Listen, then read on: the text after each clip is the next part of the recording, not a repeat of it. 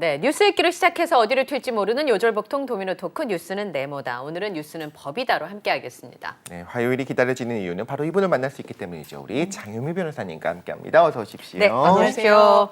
변호사님 새해에는 계획 그런 거 예. 세웠습니다. 뭐 일단 세우셨- 일기를 쓰자. 일기를요? 네, 왜냐하면 제가 일기 굳이 만약에 그리고 정말 제가 나중에 나이가 들어서 일기를 보면 내가 죽은 뒤에 내 가족들이 보면 어떡하지 이런 생각도 들어서 열심히 쓰진 않았는데요. 그래도 하루하루의 기록을 남기고 반추하면서 또 반성할 일은 반성해야 또 발전도 있는 것 같고 해서 일기를 써보려고 하고 있고, 운동은 제가 매해마다 계획을 세웠는데 안 되더라고요. 그래서 변호사님도 안 되는 게 있네요. 그래서 일단 걷자. 그래서 가급적 대중교통 수단으로 좀 이동도 하고 그럴 생각을 좀 의지만 다지고 있습니다. 이게 변호사 시험 통과하는 사람도 운동은 안 되는 거예요. 그러니까 내가 안 하는 건 당연한 거구나라는 걸 또 깨달았네요. 아니 이렇게 저는. 뭔가 규칙적으로 공부를 하시는 분도 운동은 안 되는 거예요. 그러니까요. 네. 제가 못하는 거는 너무나 자명한 사실이다. 아유. 이제 오늘까지 걸으셨죠? 예, 좀 일단 걸으려고 하고 있어요. 작십 3일, 3일 오늘까지가 오늘까지. 좀 고비입니다. 내일 하면 이제 작십 3일 넘어가는 상황이 된 건데, 네. 자, 우리 뉴스는 법이다. 오늘 또 흥미로운, 어떻게 보면 이제 좋은 소식은 아니지만 그렇죠. 우리 모든 분들이 네. 좀 관심을 가지는 부분인데요. 연말연시 보통은 어떤 따스한 소식들이 워낙 많이 쏟아져서 우리의 마음을 좀 따뜻하게 하는데, 지난 연말에는 우리 모두를 놀라게 하고 좀 겁나게도 하고 분노하게 했었던 사건이 있었죠. 이 단어조차 조금 말하기가 무서워요. 그렇죠. 바로 이제 옷장 시신 사건이라고 일명 일컬어지는 사건인데요. 이게 어떤 사건이죠? 그런 거 있잖아요. 어떤 일이든 드러나게 돼 있다. 이독실 씨가 제일 많이 하고 할 수는 있었는데 잡혀. 이게 우리 이독실 씨가 맨날 하는 얘기거든요. 언젠간 나쁜 짓을 잡혀. 저지를 수 있어. 맞아요. 그렇지만 반드시 잡혀. 이게 맞습니다. 이제 이독실 씨가 늘 하는 말인데, 크리스마스 이브 날 여자친구가 보니까 남자친구 옷장에 시신이 있다는 신고를 한 거죠. 맞아요. 그래서 알고 보니까 며칠 전에 실종된 택시기사분이었고, 맞아요. 택시기사분이랑 이 신고한 여자친구의 남자친구의 이 남성 이기영인가요? 이기영입니다. 네. 그 음주운전 한 상태에서 교통사고 나서 합의금 주겠다 네. 불러가지고 이제 살해를 했는데 차에서 보니까 혈흔이 나온 거예요. 네. 뭐지? 확인해 보니까 맞아요. 이 집주인이 알고 보니 이기영의 전 여자친구였고 8월 달에 사라지고 안 보이는. 맞습니다. 어떻게 된 거야? 그랬더니 내가 죽였어요. 이렇게 된 거잖아요. 맞습니다. 네. 지금 첫 시발점은 음주 사고였어요. 20일 날 있었습니다. 12월 20일 12월 날. 20일. 그런데 이 CCTV 영상을 보면 고스란히 사고 장면이 잡혀 있어요. 네. 근데 본인은 음주운전을 한 상태였어요. 근데 과실로만 따지면 이 택시의 과실이 좀 더 크지 않냐라는 보도도 나오고 있습니다. 네. 그러니까 사실은 본인이 술만 마시지 않았으면 떳떳하게 경찰에 신고하고 사고 보험 처리해가지고 마무리를 지면 되는 상황이었는데, 그러니까요. 그 당시에 이기영은 어떤 상황이었느냐? 음주 전과가 4번이 있었어요. 상습범이네요. 완전 상습범이라고 할 수 있고요. 4번 내서 2번은 실형 선고가 됐었습니다. 아니 음주가 실형 나오면 어떻게 되는 거예요? 음주가 실형 나오는 건 두 가지 이유가 있죠. 네. 굉장히 전력이 많다. 그리고 이 혈중 알코올 농도가 높다. 그렇는데 지금 새로 여러 사실관계들이 나오는데, 그 당시에도 내가 생계가 곤란하니까 정말 선처해 주세요. 내가 음주는 했지만 내가 실형 선고받고 구금되고 구속되면 우리 가족들이 진짜 생계가 파탄납니다. 라고 해서 굉장히 선처를 받았다라고도 전해지고 있어요. 네. 그러니까 그 상황에서 경찰이 신고를 하지 않죠. 택시기사분한테 말씀하신 것처럼 저희 집에 돈이 있어요. 좀 뽑아놓은 현금이 있으니까 저희 집으로 가시면 합의금 드릴 테니까 경찰서까지 번거롭게 가지 마시죠. 유인한 겁니다. 합의금 없었고요. 주지 않았고, 집안에 있던 이 구체적인 범행의 도구는 알려져 있지는 않지만 둔기라고 지금 전해지고 있어요.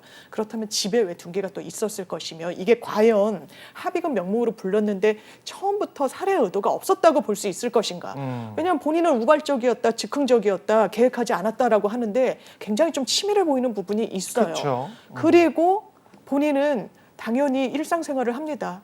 술을 마시기도 하고요. 나가서. 그래서 알코올 의존증이 좀 있는 거 아니냐라고도 하는데, 굉장히 재력을 과시하는 말을 하면서 원래 식사를 하고 있던 고깃집 같은 데였던 것 같아요. 이런 일행들한테 다가가서 내가 좀 계산해 줄게. 나랑 같이 마시자. 형 굉장히 돈 많은데 이기영이라고 이름 저장해놔. 필요하고 도움이 필요하면 나한테 연락해도 돼. 허세를 재벌집 부린 막내 거죠. 아들인가요? 허세를 부린 거죠. 그리고 거기서도 술 먹고 나와서는 시비가 붙은 거예요. 네. 처음에 여자친구가 신고를 해서 왠지 집에 시신이 있으니까 그렇죠. 택시기사분이 돌아가신 채로 발견이 된 거니까 경찰에 신고했을 때 병원에서 붙잡혔단 말이에요. 그래서 처음에는 사람들이 뭔가 살인을 하는 과정 중에 어떤 싸웠나 부상을 보다. 입었나? 다쳤나 보다. 근데 그게 아니었어요. 부상을 입은 건 살해를 저지른 이후에 술자리를 갖고 거기서 시비가 붙어서 손을 다친 거예요. 그래서 병원에서 치료를 받고 있었다는 겁니다. 경찰이 병원으로 출동을 해요. 잡았습니다. 당신 택시기사 살해한 거 맞냐? 그 부분은 순순히 인정을 했는데 시신이 시신이 나왔으니까. 나왔으니까. 시신이 나왔으니까 그 뒤에 처음에는 여자친구 존재에 대해서는 너 당신 지금 남의 휴대전화 쓰고 있잖아. 이거 어머. 누구 거야? 그리고 당신 사는 집 보니까 당신 집도 아니네. 이 여자분 누구야? 라고 했더니 처음에는요. 저랑 동거했던 여자친구인데 지난 8월에 가출했어요. 이렇게 얘기해요. 자기 집으로. 자기 집에서. 네, 가출했어요. 라고 얘기했는데 나중에 그 이기영이 몰고 다니던 승용차 뒤에 피가 나온 거예요. 혈흔이 나왔습니다. 휴대전화도 주인을 찾을 수가 없는 거예요. 아무리 수색을 해도.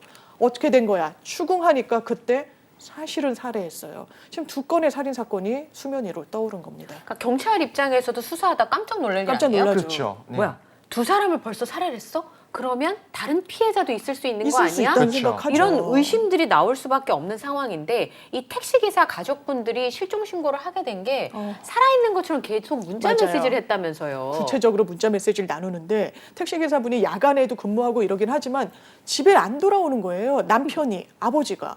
그래서 이 문자를 보면 그렇습니다. 여보 어디야? 이렇게 부인분이 보내신 것 같아요. 그러면 평소에 쓰지 않는 말투였다고 하는데요. 나 뭐 정확하게 배터리가 없어. 이제 배터리가 표준어긴 한데 배터리가 없어. 뭐 끊어. 뭐 이런 식으로요. 너무 단답형으로. 네, 그래서 이거 너무 이상하다라고 해서 실종 신고가 들어온 것도 시신이 발견되기 며칠 전이었어요. 가족분들이 우리 아빠가 들어오지 않는다. 남편이 지금 행방불명이 됐다라고 했는데 이거 교집합을 맞춰봤더니 이기영의 거주지에서 시신으로 발견이 된 겁니다. 근데 이 전 여자친구가 살해된 상황을 알게 된 것도 굉장히 진짜 이렇게 그 데스 사인이라고 그러네. 뭔가 자기가 살해됐으면 알리려고 하는 네. 게 아니었나 그러게. 그런 싶은 부분이 생각이 있죠. 만약에 택시기사분 이 사건이 알려지지 않았으면 이 사건도 사실은 묻혔을 수 있어요. 묻혔을 수도 있는 그런 상황인데 근데 문제는 돈을 땡겼었단 말이에요. 맞아요. 아니 그 택시기사분이 살해된 지 엿새 만인가 발견이 됐는데 그 당시에 5천만 원을 5천 어떻게 썼습니다. 땡겨 쓴 거예요? 이게 5천을 그냥 막 긁고 다니기는 어려운 돈이잖아요. 며칠 사이에 아니 5천만 원. 그렇잖아요. 남의 연락도 올 걸요, 신용카드를. 그 정도 되면. 쓸 수도 없어요. 네. 너무 큰 돈이어가지고요. 네. 대출을 끌어 쓴 겁니다. 이런 카드 대출 있잖아요. 네. 카드론을 받은 거예요.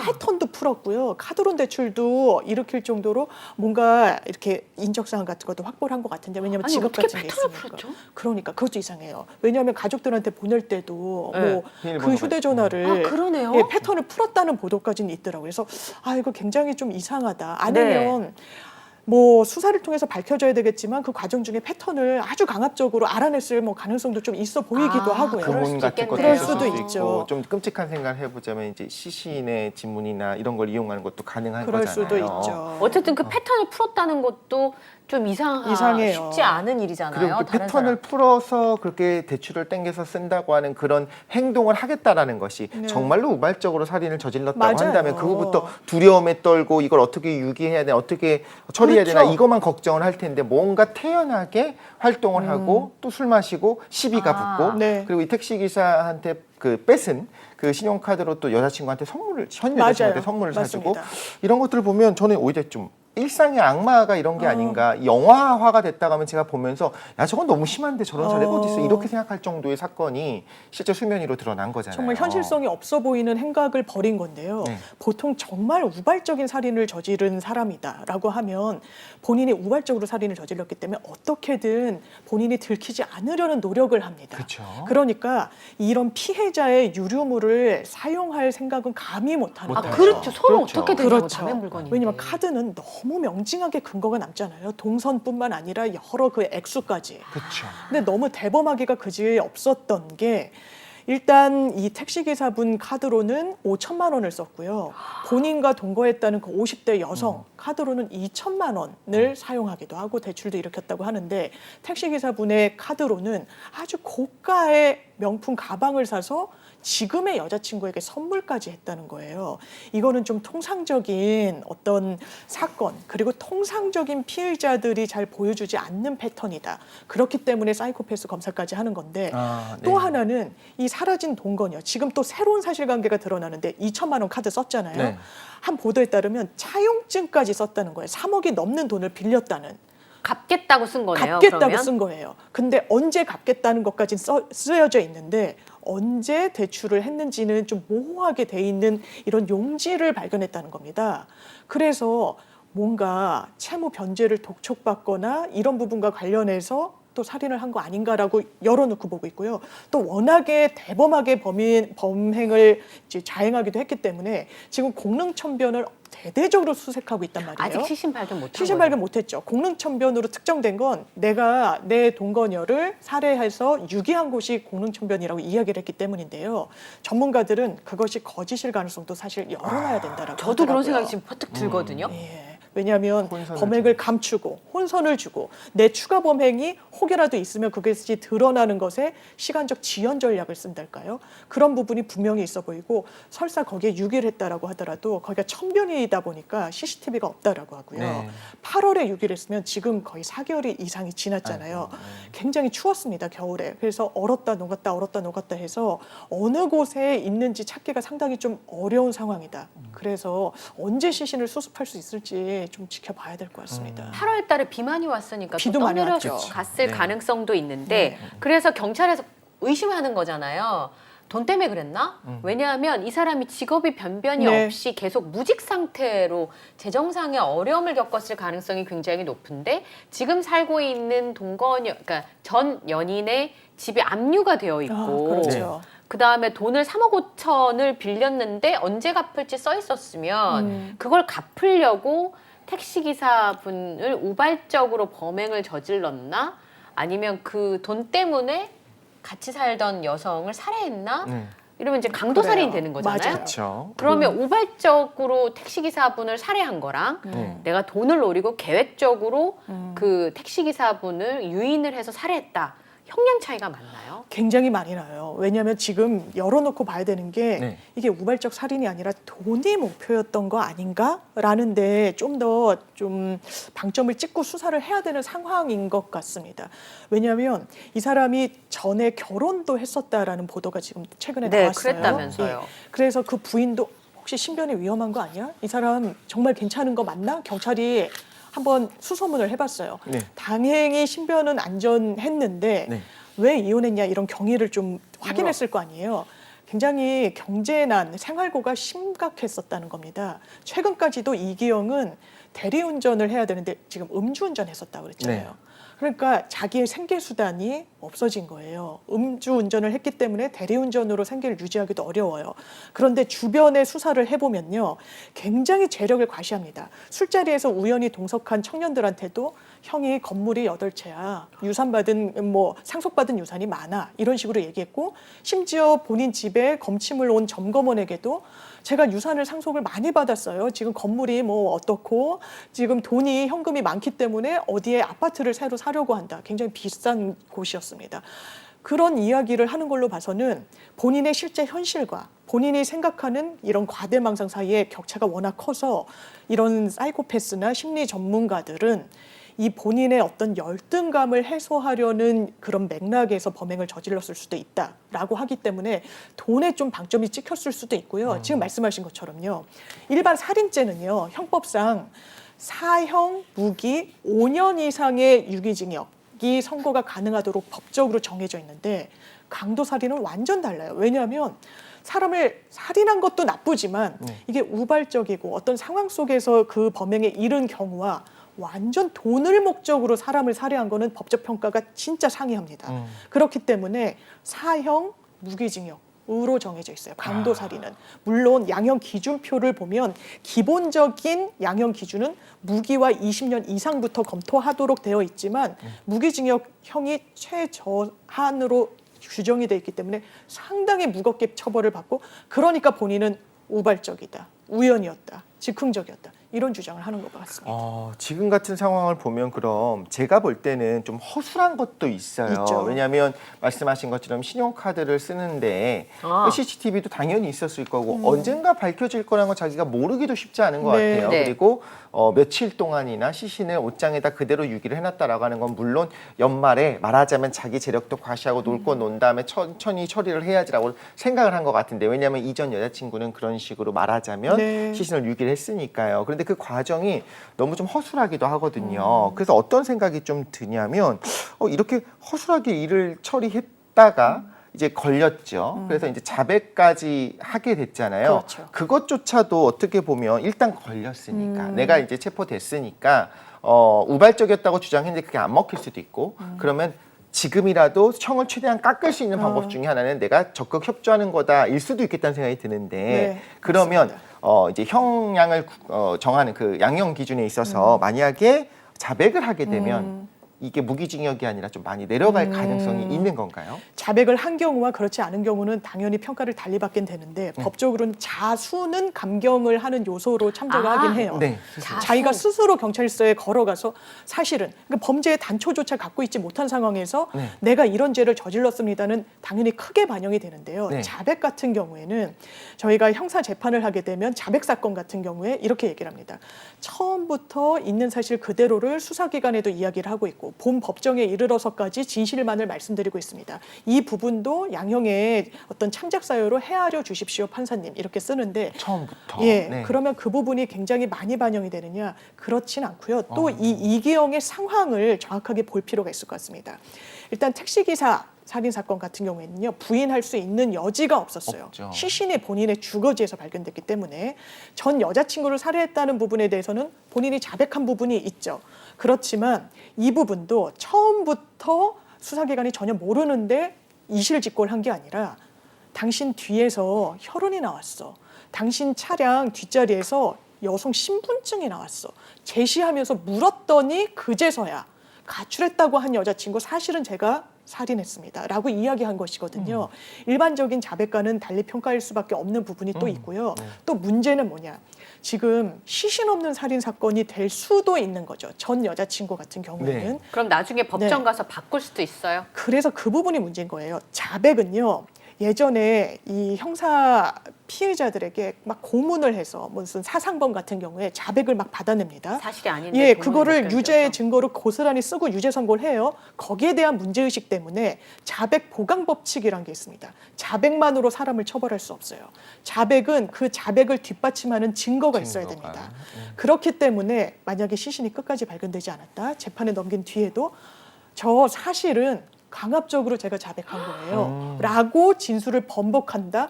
이러면 사실 사건이 좀 꼬이는 거죠. 그런데 완전히 그렇다면 전 여자친구 살인 사건에 대해서 무죄 방면될 것이냐? 저는 그럴 가능성은 낮다라고 봅니다. 왜냐하면 일단 흔적이 없어요. 사망했고 그 피해 여성 같은 경우에는 가족과의 교류도 없었다라고 하죠. 오빠만 있었을 뿐이고 교류가 그것도 잦은 경우가 아니라서 실종 신고조차 되지 않았었다라고 합니다. 그걸 이용한 걸로 보이고 어쨌든 본인이 살인을 했다라고 했을 때 그 당시에 CCTV 같은 건 수사기관이 확보를 했을 거예요. 뭐 엘리베이터로 이동을 시킨달지 운전을 한달지 이게 그 주거지 인근에 없으면 차량이 이동하는 그곳에 CCTV가 또 있을 수도 있거든요. 네. 그게 다 하나하나가 사실 증거이기 때문에 빠져나가기는 쉽진 않아 보입니다. 네. 그런데 지금 보시는 것처럼 보통 이제 자기 범죄가 이제 자기가 내가 범죄를 저질렀어요. 이걸 인정하게 되면 따로 수사나 조사를 안 하는 게 아니라 그런 보강을 하기 위해서 맞습니다. 거기 뒷받침하는 걸 확인하는 절차를 거쳐야 되는 거예요. 당연히 거칠 수밖에 없고 자백 보강 법칙은 수사기관이 누구보다 더 잘 알기 때문에 이 네. 자백을 뒷받침할 수 있는 걸 많이 확보하고자 노력할 겁니다. 근데 이 사람 2명을 살해했잖아요. 네. 현재까지. 더 맞습니다. 나올 수도 있는데 그러면 1명을 살해했을 때와 2명을 살해했을 때 형량은 보통 어떻게 돼요? 굉장히 다르죠. 이게 각각 개별 범죄이고요. 네. 살인죄는 살인죄만으로도 처벌받는 경우가 많지만 살인을 저지른 이후에는 이 시신을 어떻게든 감추려고 하는 은닉을 하는 시도를 하잖아요. 그렇겠죠. 시도에 그치지 않고 실제로 은닉을 했고요. 이 네. 사람 같은 경우에는. 그럼 시신을 유기하거나 내지는 전 여자친구는 유기한 거고요. 은닉한 거에 대해서 또 별도의 죄가 성립을 하게 됩니다. 아, 그건 따로. 그러면 하나 하나에 대해서 저희가 실체적 경합범이라고 하거든요. 각각이 개별적인 범죄로 성립을 하는 것이고 최대치로 그 형을 계산한 다음에 2분의 1을 가중하게 됩니다. 2분의 1이요. 예, 그렇다면 이게 유기징역일 때 가중하는 것이고 지금은 강도살인죄로 조금 그런 부분이 인정이 된다. 아니면 강도살인으로는 의율하지 않고 일반 살인죄로 하더라도 그 어떤 보여준 행태 돈을 막 뽑아 쓰고 이런 목적으로. 거는 예 그런 부분과 관련해서 2명의 피해자가 있기 때문에 아마 예측하기로는 무기징역형이 선고될 가능성이 재판에 넘겨지고 유죄 입증이 되고 공소유지가 된다면 그 가능성이 제일 높지 않을까 생각합니다. 그 무기징역이 선고된다고 해도 좀 무서운 이유 중에 하나는 우리나라는 무기징역이라고 하는 것이 그냥 기한이 없다는 거지 종신형이랑 다른 개념이잖아요. 맞습니다. 가석방도 그럼 뭐 가능하고. 예를 들면 20년 혹은 30년 정도 지나서 나온다고 하면 충분히 젊고 완력도 셀 때예요. 맞습니다. 50대니까요. 그쵸? 초반이니까. 네. 근데 지금 어떤 그 범죄의 어떤 패턴들을 보게 되면 그냥 양심도 없는 것 같고 그냥 쉽게 돈이 필요해 그럼 죽여서 그 신용카드를 가지고 내가 쓰면 나 돈 많은 사람이야 뭐 굳이 검침원에게 그런 이야기를 했다는 것 그러니까요. 자체도 예. 뭔가 계속 드러내고 과시하고 싶어하는 사람인 거잖아요. 그렇게 보면 어떤 느낌 저도 듣자마자 드는 생각이 이 사람은 흔히 말하는 그 사이코패스일까? 아, 네. 왜 이런 거에 대한 두려움도 없고 뭔가 이렇게 하지라는 생각이 들었는데 그래서 이번에도 이제 사이코패스 검사를 실시한다고 들었어요. 네. 그러면 만약에 사이코패스 점수가 높아요. 그러면 조금 어느 정도는 이 사람이 자기의 인식, 자기 범죄 사실에 대해서 인식하지 못했으니까 좀 봐주는 부분이 있을 수 있을까요? 그렇지 봐준다. 않습니다. 예. 예. 참작 사유로는 쓰는데요. 지금 말씀하신 것처럼 사이코패스 검사를 하면 굉장한 자기 과시 그리고 거짓말을 정말 아무런 죄의식 없이 아주 남발하는 경우 이런 걸 다 진단을 하는 건데 네. 그렇다면 이 사람은 생리적으로 이런 천성을 타고났구나라고 네. 해서 법적 평가에 있어서 양형에 좋은 사유로 진단해 주지는 않습니다. 아. 최근에도 이은혜 같은 경우는요. 사이코패스 검사를 했는데 이게 40점 만점이에요. 네. 25점 이상이면 상당히 성격적 결함이 좀 있다라고 보는 겁니다. 네. 물론 성격적 결함이 있다라고 해서 강력 범죄를 다 저지르는 건 아니지만 네. 네. 이은혜 같은 경우에도 거의 이 기준선을 넘어섰다고 지금 알려져 있죠. 아, 그래요? 그렇지만 그럼에도 불구하고 당신은 사이코패스라서 당신의 의지와 무관하게 범행에 이른 거구나 이렇게 평가하진 않기 때문에요. 그 부분은 그냥 재판부가 참작을 하는 것뿐이고 또 거짓말 탐지기도요. 네. 이 뭐 영화나 드라마를 보면 굉장히 증거 능력이 있는 것처럼 굉장히 주요한 하나의 수단인 것처럼 좀 묘사가 되는데 실무에서 실제로 그렇지는 않습니다. 아예 증거 능력을요 본인이 부인하면 쓸 수가 없어요. 왜냐하면 이 부분이 정말 과학적으로 100% 담보가 된 거냐 그리고 진실을 완전히 담보해낼 수 있는 그런 결과물을 도출해내느냐 그렇진 않거든요. 다만 이런 거짓말 탐지기를 하겠냐고 강제할 수는 없거든요. 네. 수사 과정에서 그랬을 때 저는 하지 않을게요 라고 한다면 그 부분은 좀 수상한데 이상하다. 이렇게 보는 참작 사유는 될지언정 그걸 절대적인 기준으로 삼지 않고 사이코패스 검사도 마찬가지고 또 하나 특이한 건 사이코패스 이 측정치가요. 서구 유럽에는 좀 더 점수가 더 높고요. 뭐 우리나라는 좀 다르고 그래서 그 기준이 좀 더 완화돼 있기도 합니다. 서구가. 그렇죠. 예. 거기에 맞게 만들어져 예, 있는 예. 테스트니까 우리나라의 어떤 연쇄 맞습니다. 살인자들이 그러니까 사이코패스들에 대해서는 조금 이거 진단하는 과정과 그 점수가 다를 수 있다.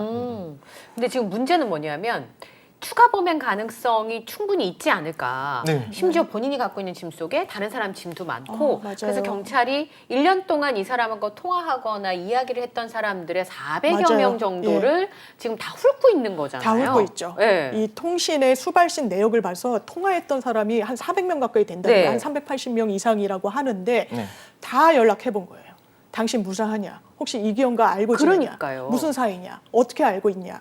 뭐 채권 채무 관계는 없냐? 이런 걸 다 확인을 하고 있는데 지금까지 연락이 닿아서 이 경찰로부터 연락을 받은 사람들은 괜찮다라고 했다는 거예요. 연락을 받았다는 건 아직까지 그쵸. 피해가 그렇죠. 없다는 거니까. 그런데 연락이 안 되는 사람들도 있을 수 있고요. 그렇죠. 지금 말씀 주신 것처럼 이 주거지 차량에 이거 이 사람 거 맞아? 라고 의심이 되는 유류물들이 좀 있다는 많아요. 거예요. 이상하네요, 진짜. 그리고 처음에도 사실 이 동거를 했던 여성 같은 경우에는 같이 생활을 했기 때문에 제시하기가 쉽고 금방 습득이 됐을 텐데 그렇지 않은 경우도 있을 수 있어요. 은닉을 집안에라도 해놨을 수도 있고요. 다른 제3의 공간에 해놨을 수도 있는데 이게 사람을 살해한다는 게 굉장히 저희가 형사사건을 많이 해도 살인사건을 많이 보진 못합니다. 그럴 일이 이게 그렇죠. 굉장히 많은 사건도 아니에요. 아니니까. 그런데 이기영 같은 경우에는요. 12월 20일 날 살인했죠. 본인의 또 진술에 의하면 8월 달에 살인했다는 4개월 차이밖에 없어요. 4개월 격차를 두고 사람 2명을 살해했습니다. 이게 어떻게 보면 습성을 보여주는 단초일 수도 있어요. 거기다가 집안에서 다른 사람들 물건으로 보이는 그런 부분이 있었고 살인을 한 이후에는 너무나 천연덕스럽게 그 유가족들에게 문자를 보내고 네. 한 걸 보면 이 사람 과연 두 건이 전부일까? 당연히 수사기관도 열어놓고 생각할 수밖에 없고 지금 차량의 혈흔 같은 것도 다 국가서에 의뢰를 해서 분석을 하고 있기 때문에 지금까지는 동거녀의 혈흔이라고 본인은 이야기했지만 이게 제3의 인물일 있을 수도 있고 그래서 정말 다른 피해자가 있는지를 좀 지켜봐야 되는 상황이 아닌가 싶습니다. 이상해요. 동선을 보면 12월 20일 날 택시기사분을 네. 살해했어요. 25일 날 시신이 발견되는데 그날 나가 술 먹고 네. 주변 사람들한테 나 돈 많아. 뭐 저기 뭐지? 집이 여러 채야. 뭐 나 이렇게. 집에 여러 네, 채야. 그러면서 돈을 100억 주면 살인할 수 있겠어? 뭐 이런 거 물어보고. 그리고 이제 아까 말씀하신 것처럼 지금 같이 살고 있는 여자친구네 부모님을 만나서 네. 천연덕스럽게 밥 먹고 되게 공손한 듯 술을 받고 그리고 사람을 살해하고 이게 약간 납득이 안 되는 그쵸.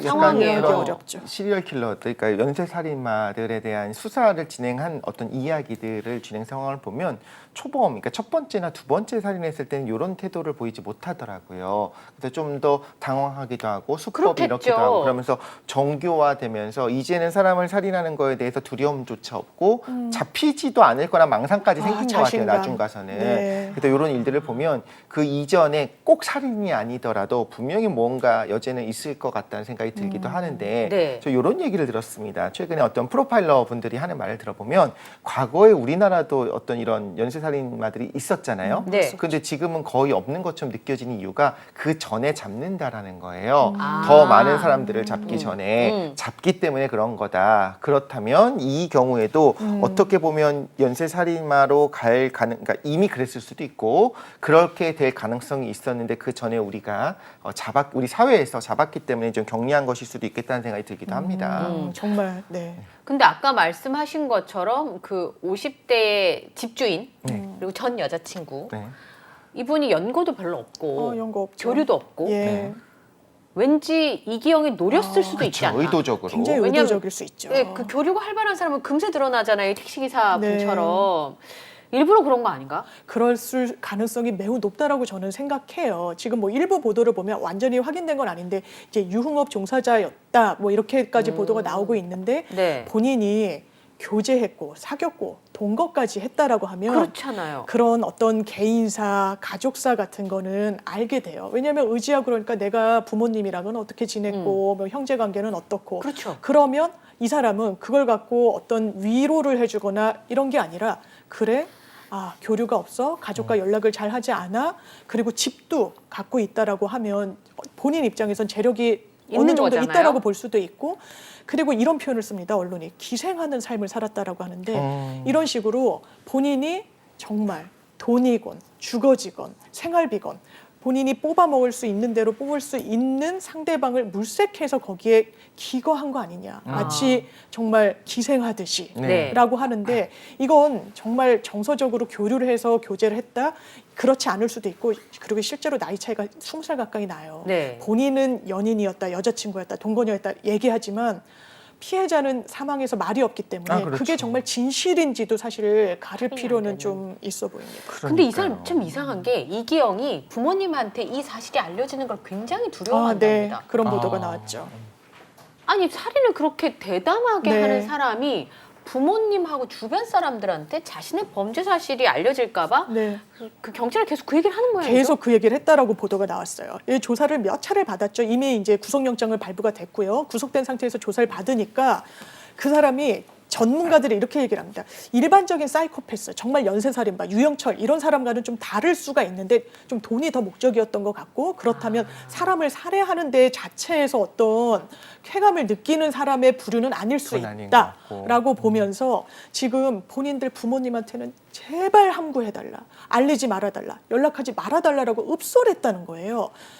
그렇다면 정서적으로는 뭔가 본인도 이 잘못한 거에 대한 죄책감, 알려졌을 때의 그 불안감, 본인의 친인척들, 이웃들, 가족들, 친구들이 알게 됐을 때 본인에게 가해질 어떤 그런 징벌적인 것들에 대해서 우려하는 걸로 봐서는 이 사람이 또 전형적인 사이코패스의 유형을 보여주진 않는다 이런 분석도 있습니다. 그러면은 오히려 정말 목적을 가지고 하는 그 사이코패스면 아예 그런 양심에 목적 대한 자체가 부분이 없어야 없는 되는데 거죠. 네. 지금 개선 그 뽐내고 싶어하고 내가 대단한 사람이야라고 보이고 싶어 했는데 부모에게도 나 이렇게 좀 잘 나가는 지금 잘 그랬을 건실한 수 아들이에요라고 보여주고 싶었고 주변 사람들에게도 그렇게 조용히 잊혀지고 싶었는데 이렇게 모든 사실이 알려지면 사실상 자기가 사기이고 민낯이 추악한 민낯이 드러나는 거에 대한 어떤 두려움이 있다라는 거잖아요.